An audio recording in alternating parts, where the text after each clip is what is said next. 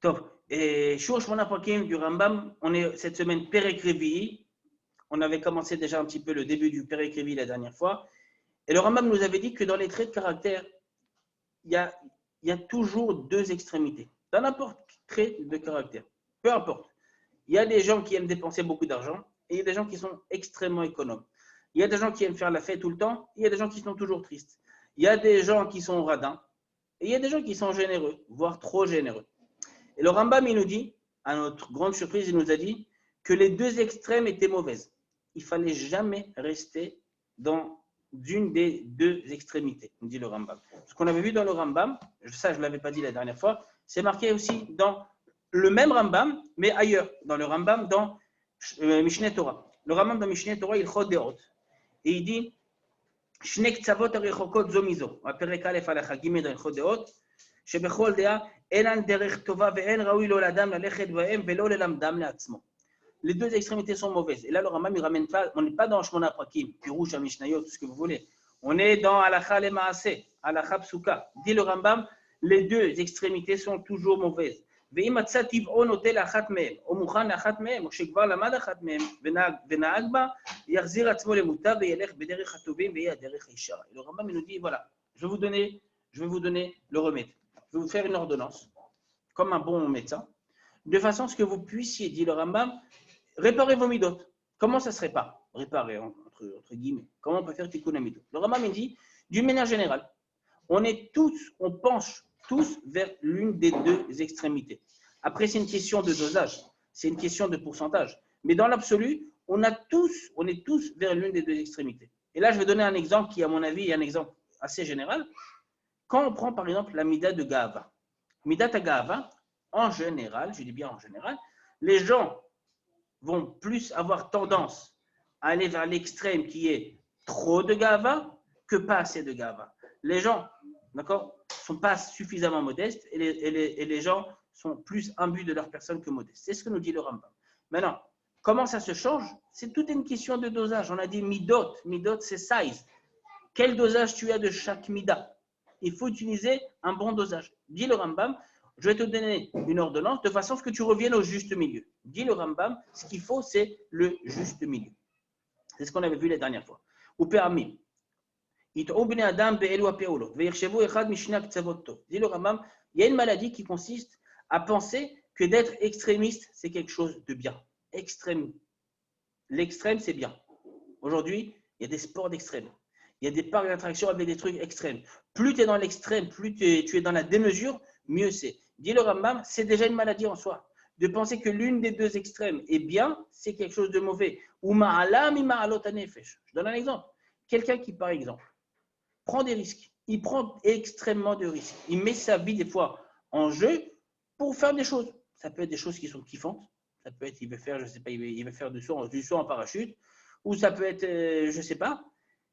Et il pense que c'est quelque chose de bien. T'as vu comment je suis gibor? T'as vu comment je suis fort? T'as vu comment je suis courageux? Le Rambam dit, c'est pas du courage.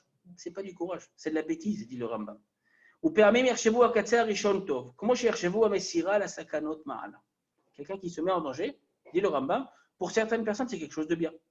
Super, il se met en danger, t'as vu? Waouh! Et les gens vont faire de lui un modèle. Il se met en danger, donc c'est quelque chose de bien. Veikriu amosrim atzmam la sakanot giborim. Ils vont appeler ces gens-là qui se mettent en danger inutilement, des giborim. T'as vu comment il est fort? T'as vu comment il est courageux? T'as vu comment il a de l'audace? Non, c'est pas de l'audace, c'est de la bêtise.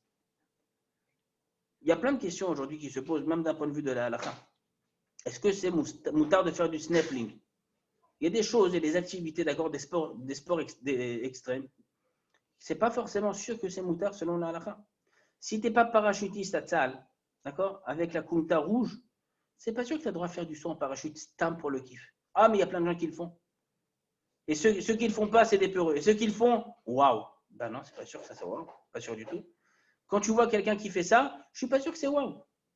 Ça ne veut pas dire que personnellement, j'ai le courage ou pas de le faire. Ça veut dire, est-ce que c'est quelque chose de bien ou est-ce que c'est quelque chose d'extrémiste? Quand il voit quelqu'un qui, après, est prêt à mettre sa vie en danger, encore une fois, pour le kiff, je n'ai pas dit qu'il met sa vie en danger pour sauver une autre personne, c'est quelque chose de moutard, c'est quelque chose même de mitzvah, d'accord? Lorsque quelqu'un est en danger, si je peux le sauver, je dois le sauver. D'accord? Dans les mesures de la halakha, bien sûr. Mais c'est un pour le kiff. Ou m'appelle atzmo le mita bechavana. Il y a des gens qui vont s'infliger toutes sortes de choses. Regarde ce que je peux faire. Il y a des gens aujourd'hui, il y a des petits jeunes, je pense que vous le savez mieux que moi, qui mettent des vidéos sur Internet. Des vidéos BMH, je ne sais pas comment ils font ça parce que moi, je ne l'aurais pas fait. Ils se baladent sur des toits, ils sautent. Ils font des sauts périlleux de toit en toit, tac, tac, tac. Ils filment ça en même temps. Rien que tu vois la vidéo, tu as peur. Et les gens qui regardent ça, ils font des likes. Waouh, tu as vu comment il est fort? Trop fort, trop fort. Non, trop bête, pas trop fort. C'est trop bête. Tu te mets en danger. La Torah t'a dit Venish martem au lenachotechem. Aujourd'hui, on nous oblige à mettre des masques pour aller faire les courses. Je vais juste aller acheter 1 kilo de pâtes. Il faut que je mette un masque. Pourquoi? De peur que quelqu'un te postillonne ou que tu posillonnes sur quelqu'un ou que tu contamines quelqu'un ou que quelqu'un te contamine. Oh, ça va, on peut prendre des risques. Non, prendre des risques, c'est assourd. Il y a des fois où c'est moutard, il y a des fois où c'est assourd. Même sur ça, il y a des halakhot. Quelqu'un qui se met en danger inutilement, ce n'est pas quelque chose de bien. Encore une fois, si tu es khayal, et tu es sur le front, et tu dois rentrer à Ramallah, tu dois rentrer à Shrem, et tu dis, ah non, de toute façon, le Rav, il a dit, il ne faut pas se mettre en danger, donc je reste dans la Jeep avec le Masgan. Non, tu es un peureux. Pachou, tu es un peureux. D'accord? Reste jobnik. C'est peut-être mieux pour toi. C'est une mitzvah de donner sa vie pour sauver le Ham Israël. Là, on ne parle pas de ça. On parle des gens, c'est pour le kiff. Pour le kiff. Il saute sur le toit de la maison. Tu as vu ce que j'ai fait? Et il est content de lui en plus. Il fait sa tête de vainqueur. Pas bien. Et s'il réussit il survit, il n'est pas mort. Les gens disent waouh. Vous savez, les gens, quand ils font ce waouh, il y a un son comme ça qu'on adore, que nos oreilles aiment. Quand les gens font de vous, waouh, c'est pas forcément bien. Des fois où c'est l'autre extrême qui va être considéré par la société comme quelque chose de bien. Quelqu'un que tu peux offenser, il ne va même pas réagir. Rien du tout.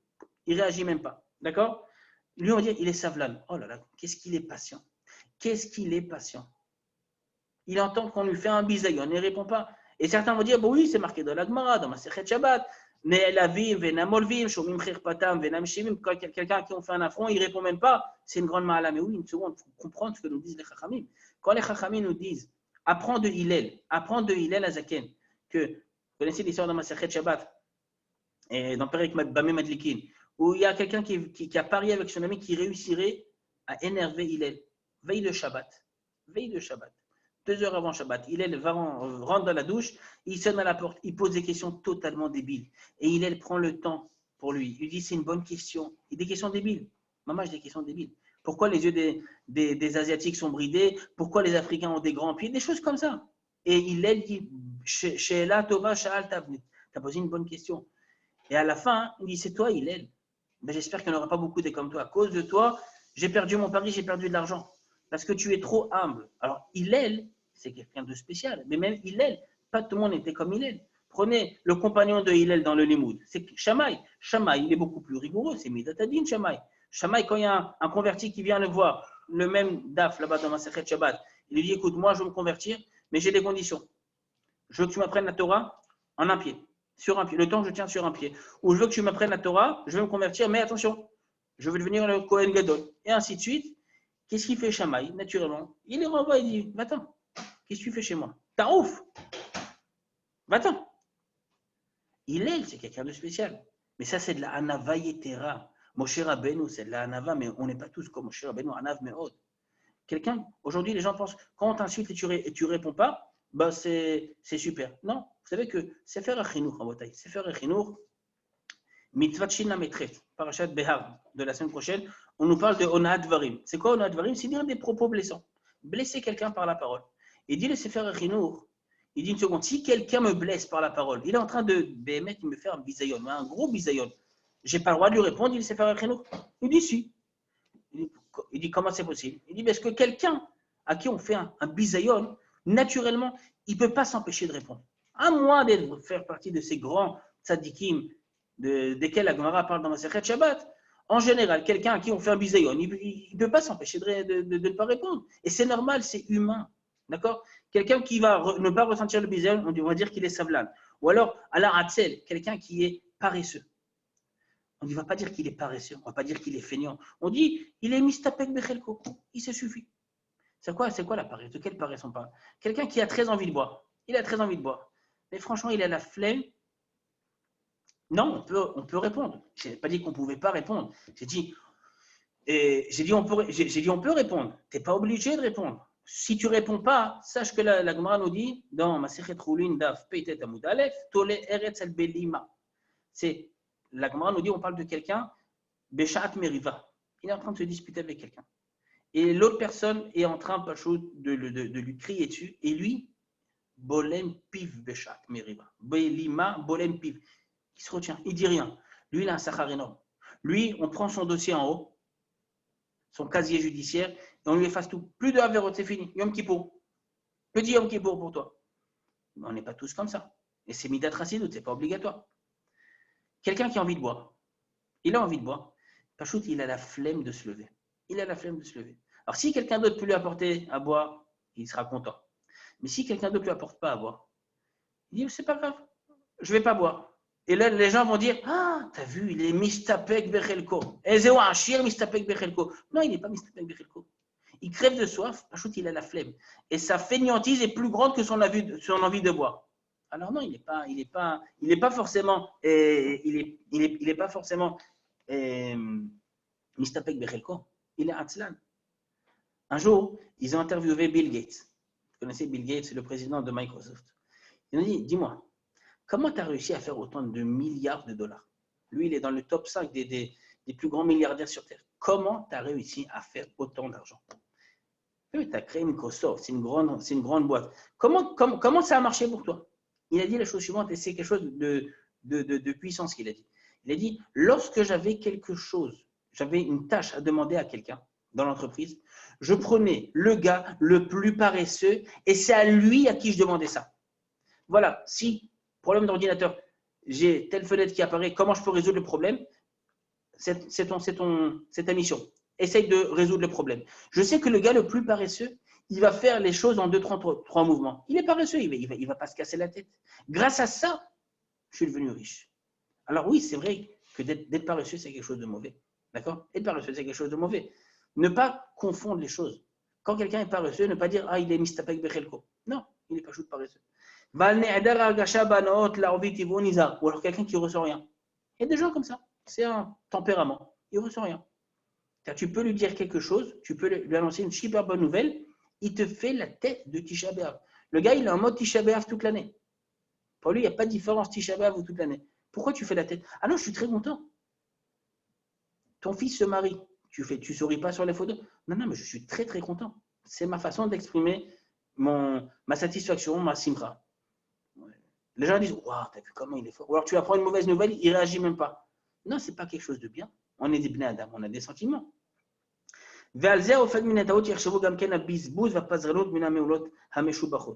Quelqu'un qui dépense beaucoup d'argent. En d'autres termes, on appelle ça un bon vivant. C'est un kiffeur. On est tous un petit peu des kiffeurs à beauté. Surtout nous qui venons de France, on s'est habitué à un certain standing. Si on n'a pas les belles vacances, si on n'a pas la voiture, si on n'a pas le resto toutes les semaines, c'est pas. Je kiffe, mais tu dépenses de l'argent. Ouais, mais c'est pour kiffer. Je suis un bon vivant. D'être un bon vivant, les gens vont dire, c'est un défaut, une qualité. Si tu fais un sondage, les gens diront, être un bon vivant, c'est bien. C'est quelque chose de bien. Dit le Rambam, non, c'est pas bien. C'est qu'une grossière erreur, dit le Rambam. La personne sur qui on peut faire des louanges, c'est quelqu'un qui est ba'emta, qui est au juste milieu, qui a trouvé le juste milieu, le bon équilibre entre les choses. Et c'est ça qu'il faut essayer d'atteindre, dit le Rambam.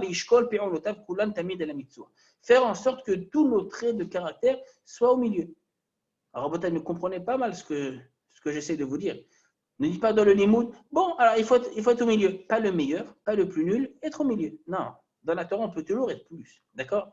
Mais là, on parle des midot, Rabotai. On ne parle pas de mitzvot. Quand on parle de mitzvot, si tu peux faire la mitzvah de la meilleure façon qui soit, la méadrine, mina méadrine, bien sûr qu'on essaiera de la faire de la meilleure façon qui soit. On est des Yehudim, Shomrei Shamaim, Shomrei Mitzvot, Yirei Shamaim. On va faire les choses de la meilleure façon qui soit.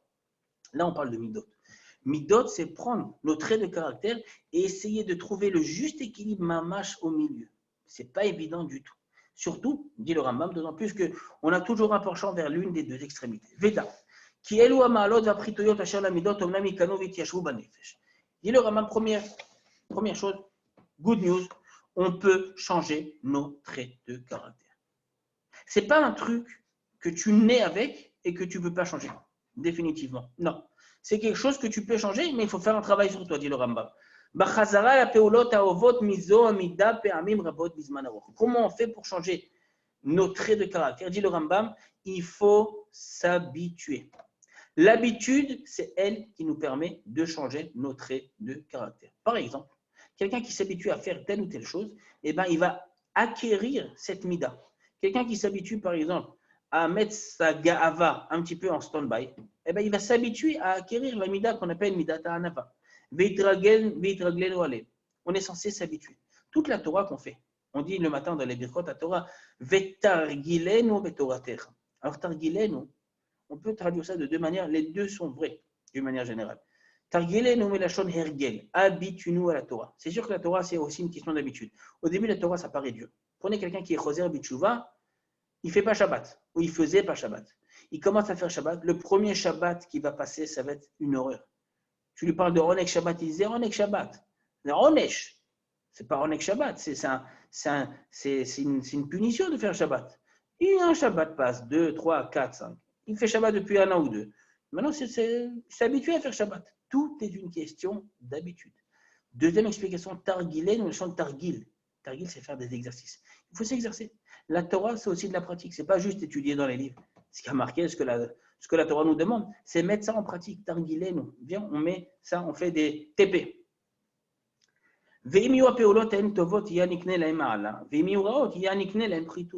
Si tu t'habitues à faire des bonnes choses, au final, tu vas acquérir des bonnes midot. Si tu t'habitues à faire des mauvaises choses, tu vas acquérir des mauvaises midot. Dit le Rambam, nous naissons libres et égaux. Ça, c'est la Révolution française qui dit ça. Le Rambam dit quelque chose qui ressemble. Il dit, quand tu nais, le verbe naître, on va naître ni avec des qualités, ni même avec des défauts. On va avoir une certaine prédisposition pour certaines qualités ou certains défauts. Si, par exemple, un enfant naît dans une famille où les deux parents sont colériques, alors c'est possible que cet enfant, plus facilement, il se mette en colère que quelqu'un d'autre. C'est possible. Mais on n'est pas prédisposé, on n'est pas programmé pour faire telle ou telle chose. On a une prédisposition qui peut se changer. Comment elle se change? Grâce à la pratique, grâce à l'habitude. Si tu t'habitues à faire des bonnes choses, tu feras des bonnes choses. Tu t'habitues à faire des mauvaises choses, tu vas créer en toi un système des midot, des mauvaises midot.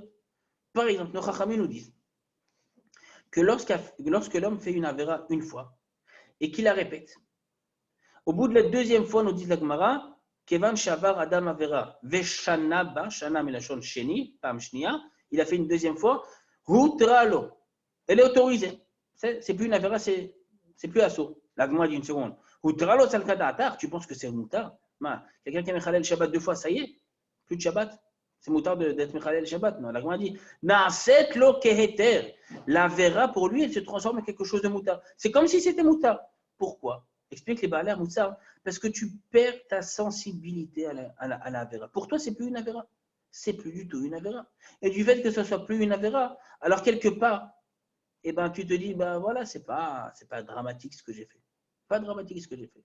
Quand l'homme perd la sensibilité à la Avera, c'est la chose la plus grave qui puisse lui arriver.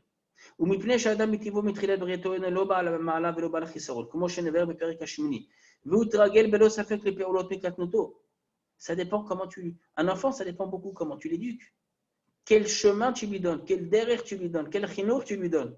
Si tu lui donnes un bon chinour, il y a de fortes chances que lorsqu'il grandisse, il va vivre avec ce bon chinour. Si tu lui donnes un mauvais chinour, malheureusement, eh ben, les conséquences seront peut-être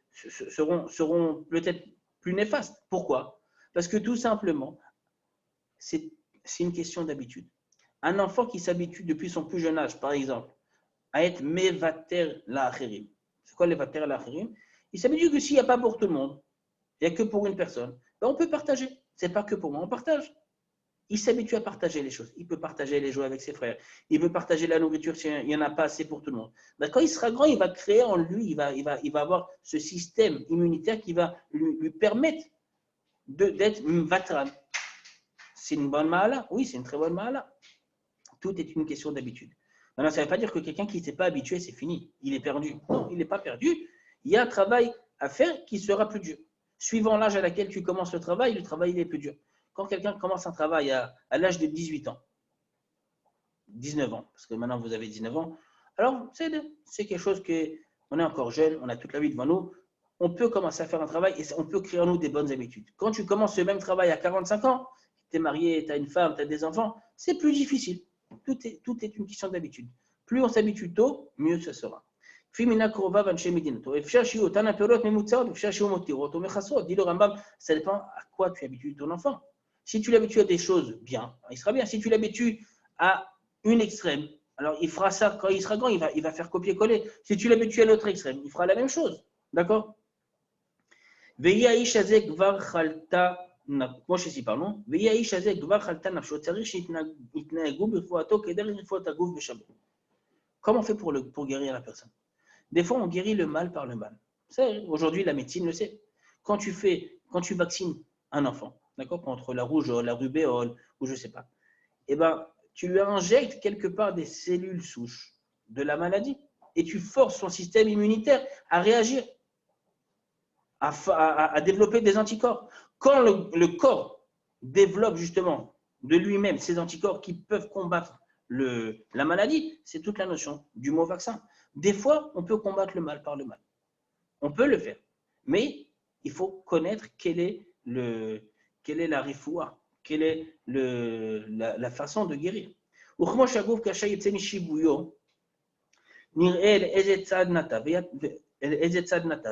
Quelqu'un qui, par exemple, est en hypothermie. D'accord? Hypothermie, donc il souffre. Il a froid. Alors, il faut lui donner de la chaleur. Quelqu'un qui a four, il a 40 de fièvre. Alors, il y a aussi des façons de l'etzanen au tagouf, de rafraîchir son corps. Il faut savoir où est-ce qu'il est sorti. Il n'est plus à 37. Il n'a pas 37 degrés. Il est à 39 ou il est à 35. Alors, donc, il y a un problème. Suivant, encore une fois, la maladie, c'est comme ça qu'on va pouvoir guérir la personne. Comment on fait pour guérir? On va lui injecter l'inverse. On lui injecte l'inverse. Il a trop froid, donne-lui du chaud. Il a trop chaud, donne-lui du froid. Ad sheyashuv el shivui. Pourquoi? Parce qu'encore une fois, le but ultime, c'est d'arriver au juste milieu. Lorsqu'il arrive, sa température corporelle tourne autour des 37 degrés, c'est bon, on peut arrêter le traitement. Il est guéri. Bien sûr qu'il faut continuer à faire des choses de façon à ce que sa température reste à 37 degrés. Mais la maladie, elle se soigne, dit le Rambam, souvent par l'inverse.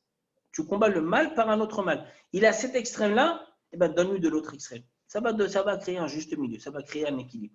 Ce n'est pas que l'autre extrême, elle est bien. C'est que dans son cas, à lui, ce qu'il lui faut, c'est exactement l'inverse. Ce qu'on a dit pour le corps, ça s'applique également pour les traits de caractère, pour les midot. Meshalze, et le Rambam nous ramène un exemple. Tu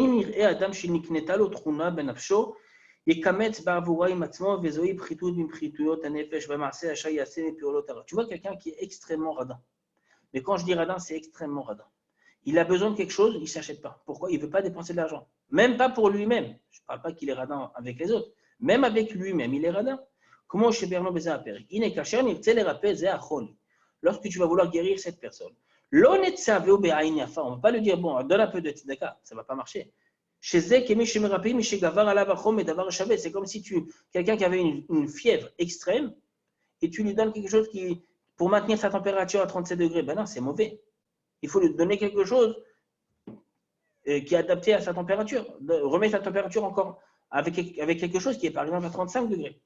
Dit le Rambam, ça ne va pas du tout le guérir. Prends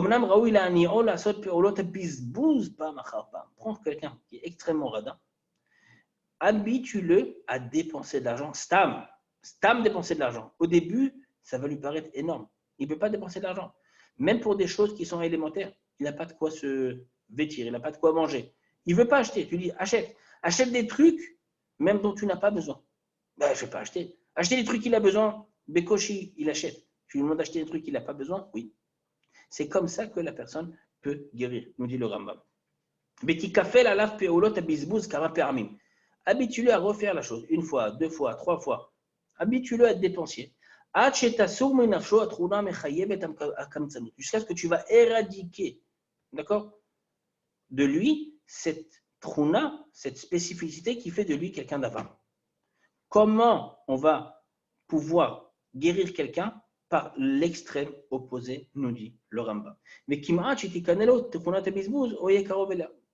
attends que la personne soit presque, tu as fait de ce radin un dépensier. Une fois qu'il est dépensier, tu dis c'est bon, allez, lève le pied un petit peu, reviens en arrière, reviens à ce juste milieu. ואז נסלק ממנו פעולות הבזבוז ונצלו להתמיד על פעולות העין היפה ויקבלנה לעצמו לעולם ולא יותיר ולא יחסר. Habitue-le après, une fois qu'il revient peu à peu vers le juste milieu, tu dis ça, maintiens ça. Sois pas trop dépensier, sois pas non plus trop radin. C'est vrai dans l'autre sens, nous dit le Rambam. Tu as vu quelqu'un qui a un penchant pour dépenser de l'argent. Il t'achète des choses même dont il n'a pas besoin. Pourquoi tu achètes? Je ne sais pas, c'était en promo. Il y a plein de gens comme ça. On va dire qu'il y a plus de gens, a priori, qui achètent des choses qu'ils n'ont pas besoin que des choses qu'ils n'achètent rien du tout. Pourquoi tu as acheté ça? Je ne sais pas, mais c'était en promo, c'était deux pour le prix d'un. Ouais, mais tu as besoin d'un? Non. Alors, de deux, c'est sûr que tu n'en as pas besoin. Ouais, mais c'était en promo. J'achète. C'est ce qu'on appelle en anglais faire du shopping, saving. C'est en solde, tu dis, je ne peux pas ne pas acheter. Je ne peux pas résister. Tu achètes un manteau dont tu sais que tu n'as aucune utilité. C'est un manteau qui va à moins 70 degrés. Oui, mais tu n'as pas prévu un tioul en Antarctique. Ouais, mais bon, on ne sait jamais. C'est en promo de toutes les façons, c'est de moitié prix. Non, bisbouze. On va dire à cette personne-là, habitue-toi à être radin. Radin même pour les choses que tu devrais acheter. Tu n'as plus de chaussures. Si tu n'as pas de chaussures, achète des chaussures. Mais n'achète pas les plus belles chaussures. Achète un truc pas chou, un truc simple. Habitue-toi à te serrer un peu la ceinture, à ne pas dépenser. Pas une question qu'il lui manque d'argent. Même s'il a de l'argent, c'est un mauvais trait de caractère. Dis le Rambam, il y a quand même une différence. Quelqu'un qui est très dépensier, d'accord, tu l'habitues, on va l'habituer plus facilement, on va plus facilement le rétablir à un juste milieu que quelqu'un qui est extrêmement radin. Dit le Rambam, tout le secret de la réussite, de la guérison de la personne, c'est ça. C'est de savoir, premièrement, faire un diagnostic où se trouve la personne, tel extrême ou à l'autre extrême, et suivant ça, tu vas lui donner le traitement qui est adapté.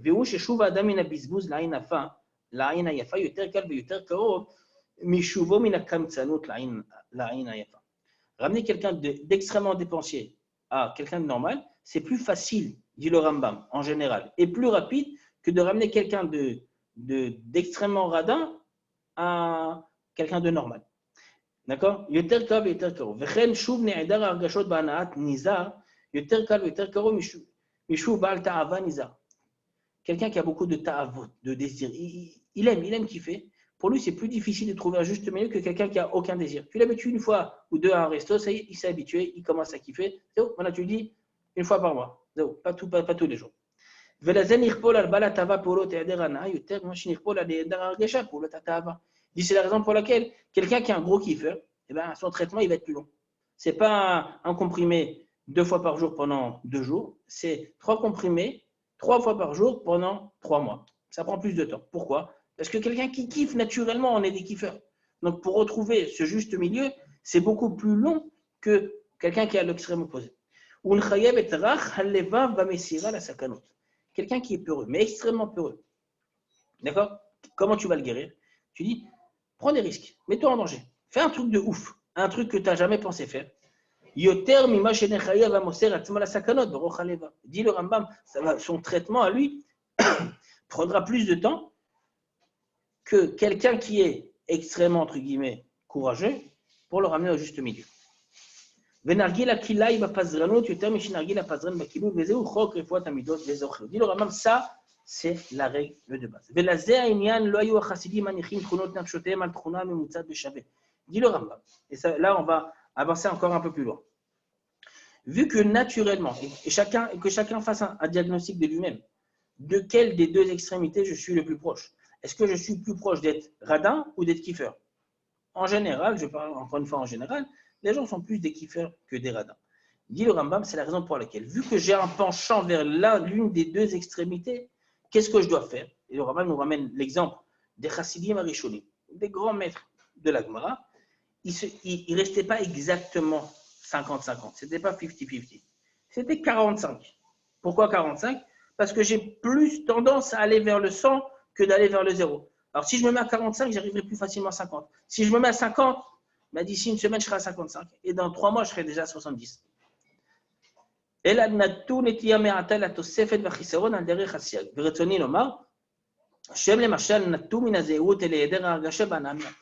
ça que les Chachamim, par exemple, préfèrent ne moins profiter de la vie que trop profiter. Pourquoi? Parce qu'encore une fois, naturellement, instinctivement, l'homme est un profiteur. Donc, si tu te mets à 50-50, ça va être plus difficile. Mets-toi à 45.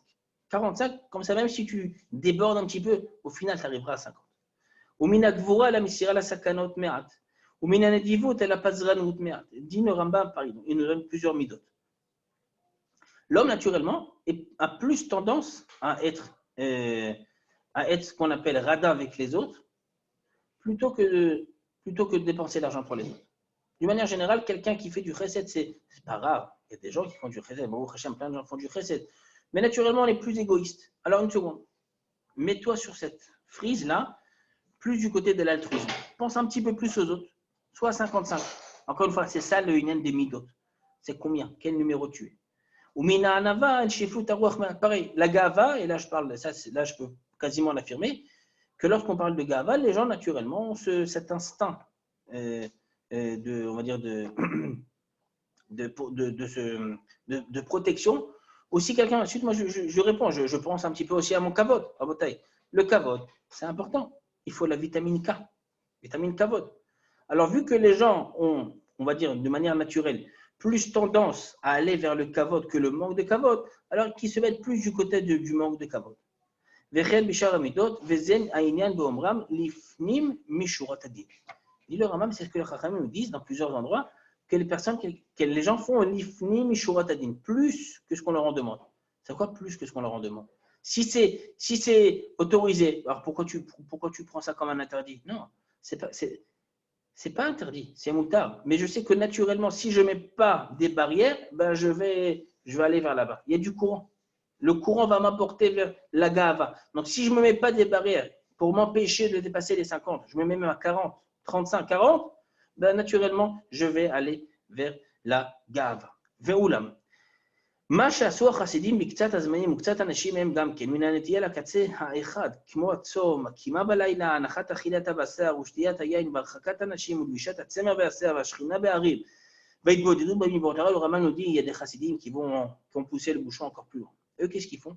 Quand on parle de chassidim, encore une fois, on ne parle pas de chassidim ou mitnagdim de notre génération, on parle des gens qui faisaient ce qu'on appelle l'ifnim mishurat adin. Et il y a des gens qui vont pousser les choses un peu à l'extrême et que pour nous, ça pourrait nous paraître extrême.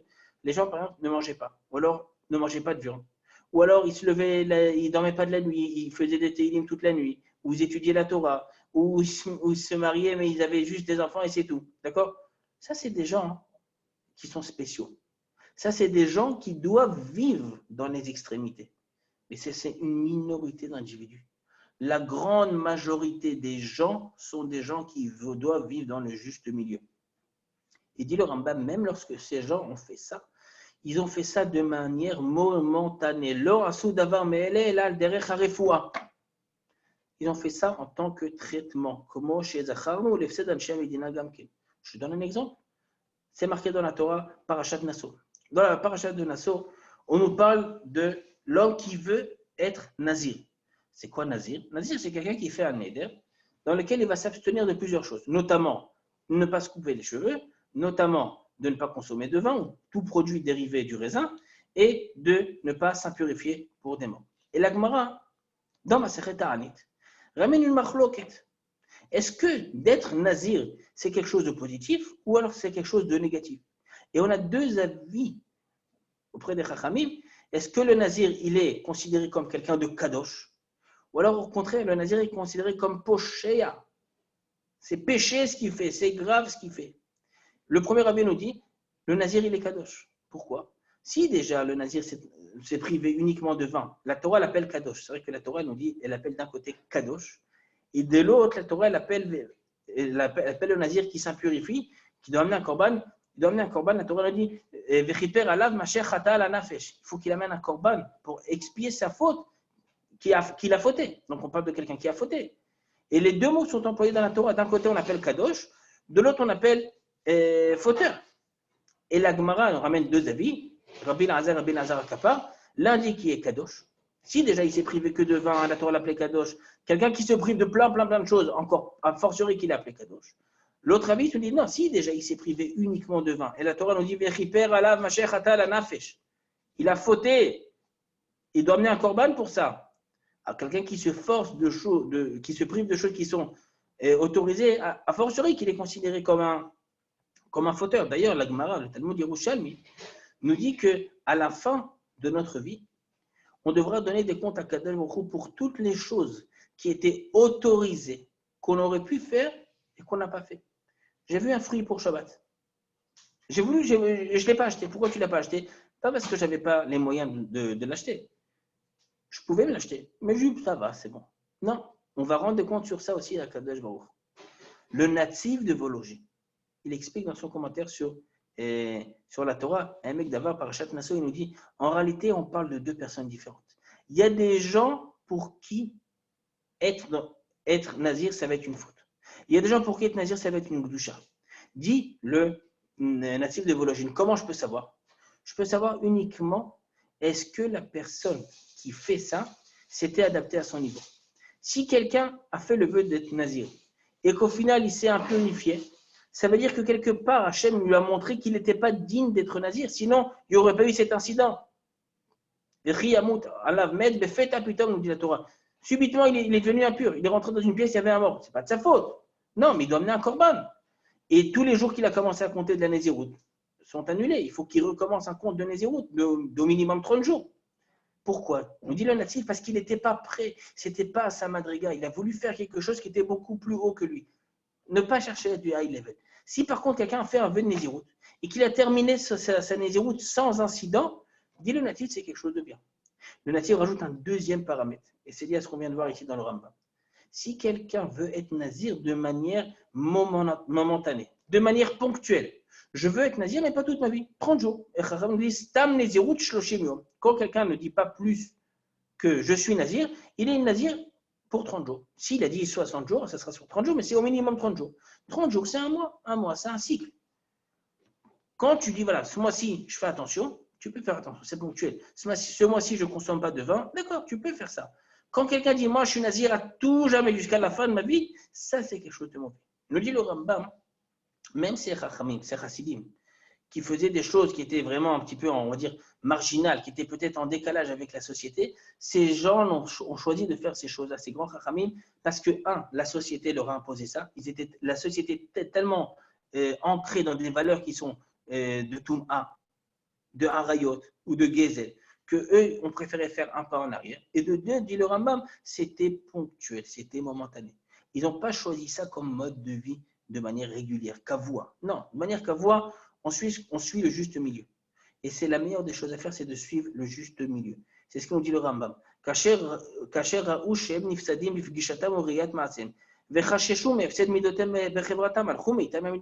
Même certains ont déménagé, sont mis à habiter dans des grottes, sont mis à habiter dans des déserts, dans des endroits où il n'y a personne. Pourquoi ils ont fui la société? L'homme, de manière naturelle, est une créature sociable. On aime être en société. D'accord? On aime vivre avec des gens. Alors pourquoi ils ont fui les gens? Parce que les gens avec qui j'étais, mieux vaut être seul que mal accompagné, comme on dit. ולמקום שאין שם אדם רע, על דרך מאמר הנביא מי יתנני במדבר. וכאשר ראו הזכלים שאותם החסידים עשו אלו המעשים, alors bien sûr, les gens qui les ont vus faire ça, journalistes, ont dit, ah voilà les rabbins. Qu'est-ce qu'ils font les rabbinim? Ils font des choses bizarres. Ils habitent dans des déserts, ils se lèvent la nuit à minuit, ils ne mangent pas de vin, ils ne se marient pas. Ah voilà, tous les rabbins sont comme ça, tous les chachamim sont comme ça. Non, mais tu n'as pas compris, ils ont fait ça de manière ponctuelle. Ce n'est pas un mode de vie, ce n'est pas un shom ilachatri là. Ils ont fait ça parce que quelque part, la société et le moment dans lequel ils vivaient, pour eux, c'était la meilleure des choses à faire. Et encore une fois, de manière ponctuelle. Ils n'ont pas choisi ça comme mode de vie kavua. Velo yad'u kavanatam. Il y a même des gens qui voient les chachamim faire ça et disent, ah voilà, donc c'est ce que la Torah nous demande. Non, ce n'est pas ce que la Torah nous demande. Ça, quelque part, c'est un traitement. De la même façon que quelqu'un qui a un traitement, Tu vois quelqu'un prendre un médicament, il souffre. Tu le vois prendre un médicament anti-inflammatoire, ah, il se sent mieux. Tu dis, alors moi aussi, je vais prendre ça. Ben non, ça ne marche pas. Si tu prends ça, ça peut être nocif pour toi. Les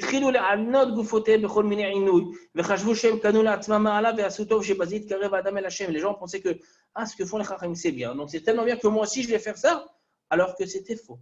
Là, c'est le point crucial. Et sur ce point-là, Rabotai, on a une machloket énorme avec les autres nations du monde. Chez nous, dans la Torah, le corps était créé par Akadosh Baruch Hu, autant que la Neshama a été créée par Akadosh Baruch Hu. Le corps, c'est les chatrila. On a besoin d'un corps et on veut avoir un corps. Le corps est là pour s'élever. Chez les autres nations, je sais pas, chez les chrétiens, chez les bouddhistes, chez les musulmans, le corps, on aurait préféré qu'Akadosh Baruch Hu nous crée sans corps. Une Neshama sans corps.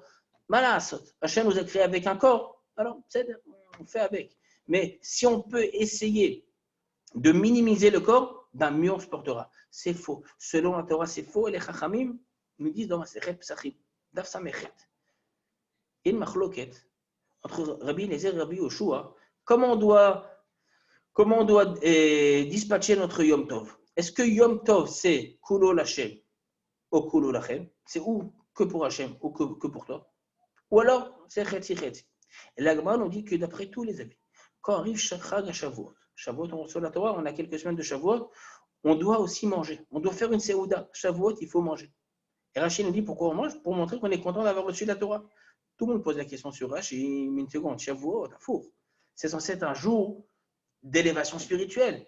Le corps, mais de l'autre côté, ni on dort, ni on mange, ni rien du tout. Yom Shekulo Torah.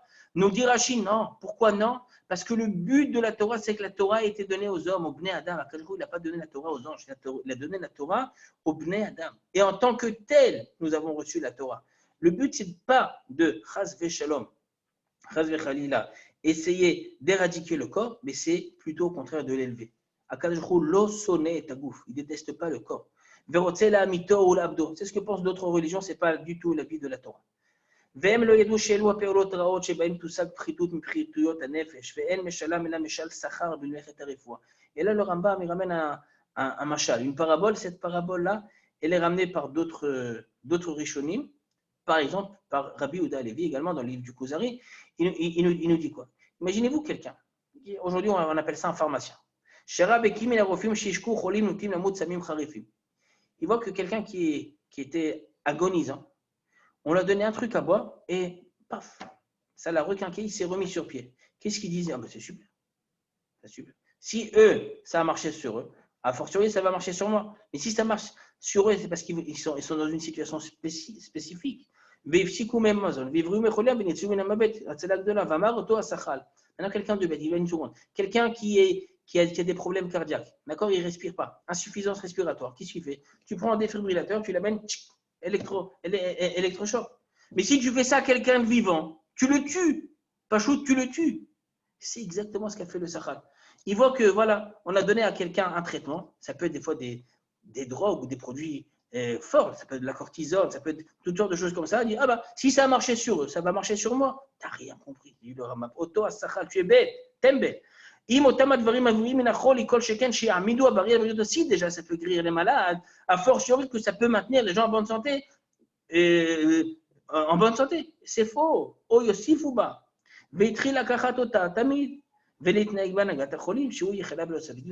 doute. Et le Rambam nous parle en tant que médecin, aucun doute que ça va le tuer.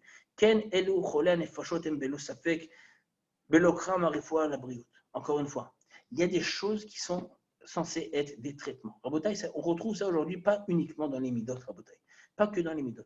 Des fois, on peut poser une question à un rav et le rav va nous donner une réponse. Quelqu'un d'autre va poser la même question et au même rav, et la réponse que le rav va donner au second sera totalement différente de la première. Il y a plein de facteurs qui font que c'est comme ça. Je vais citer seulement une des raisons pourquoi ça pourrait être comme ça. Parce que lorsque le rav va donner la réponse à la première personne, encore une fois, ce n'est pas une Torah à la carte, c'est individuel, à la tête du client. C'est l'alakha pour tout le monde. Il y a des choses qui ne sont pas forcément marquées dans l'alakha. Ou il y a des choses où c'est midat chasidut, où c'est bien d'être mahmir. Alors pour la première personne, Le Rav va dire, pour toi, c'est d'être mahmir. La halakha, pour toi, c'est d'être mahmir. Pour la seconde, la halakha, c'est de faire ce qui est meikaradin. Il y a une histoire de la Gemara dans ma Sechel Baba Mitzia, où l'histoire avec Anesh Koulaï. Il y a des gens qui ont déménagé des tonneaux de vin. Et l'un des Amorim de la Gemara. Et la Gemara raconte que ces gens-là, tout simplement, ont cassé les tonneaux. Au lieu de les déménager, ils ont cassé les tonneaux. Et le Amora de la Gemara s'est mis en colère. Il dit, qu'est-ce que vous avez fait? Qu'est-ce que c'était pas prévu, on n'a pas fait exprès. Il allait au Bedin, le Amora de la Gemara. Le Bedin lui a dit, ils ont raison. Quoi, ils ont raison? Ils ont cassé les tonneaux. Après, les Poalim sont venus à la fin de la journée, les ouvriers ont dit, il faut que tu nous payes. Que je vous paye. Vous êtes des chutzpanim. C'est quoi cette blatin? Je vous paye pour les tonneaux que vous m'avez cassés. Il est retourné au Bedin. Le Bedin a dit, mais il faut les payer. Il dit, mais c'est bon, ça c'est la halakha. Le Bedin dit, pour toi, si quelqu'un de spirituellement élevé, pour toi, oui, c'est la halakha. C'est comme ça que tu dois te comporter. Les ma'an teler bederech tovim. La Gemara ramène le pasuk dans le livre de Michelet. Que tu le comportes de manière bien. Alors, pour toi, c'est la chose qui est bien. Si quelque chose est moutard, d'accord? Plus quelqu'un est élevé spirituellement, peut-être qu'il devrait faire plus d'efforts. Pour les méthodes, ça peut aussi arriver. Tu vois quelqu'un qui fait quelque chose, d'accord? Il faut prendre en considération tous ces paramètres. Peut-être que dans son cas, lui, c'était quelque chose de particulier. Peut-être que le fait que quelqu'un s'approche d'une des deux extrémités, peut-être que c'est la chose que lui devait faire. Mais ça ne veut pas dire que c'est une chose à faire pour tout le monde. Nous dit le Rambam, ce qui est pour tout le monde, halakha, meikar adin pour tout le monde, au point de vue des midot, c'est avoir le juste milieu. Quand tu as le juste milieu, tu es dans le derrière, tu es dans le bon chemin. Ah, mais je vois des gens extrémistes. Oui, mais tu ne connais pas toute leur histoire. Tu ne connais pas exactement le contexte des choses. Peut-être qu'ils font ça de manière préventive, peut-être qu'ils font ça de manière médicale, peut-être que c'est un traitement. Le meilleur chemin, nous dit le Rambam, c'est d'avoir dans les midot, derech hamitsua, d'être au milieu. Il n'y a pas mieux, nous dit le Rambam, que d'être au milieu. Le Rambam appelle ça dans Ilchot Deot, Shvil Azahav, le chemin d'or. Tu es en plein, ça c'est le meilleur chemin. Le meilleur chemin, c'est d'être mamash au milieu.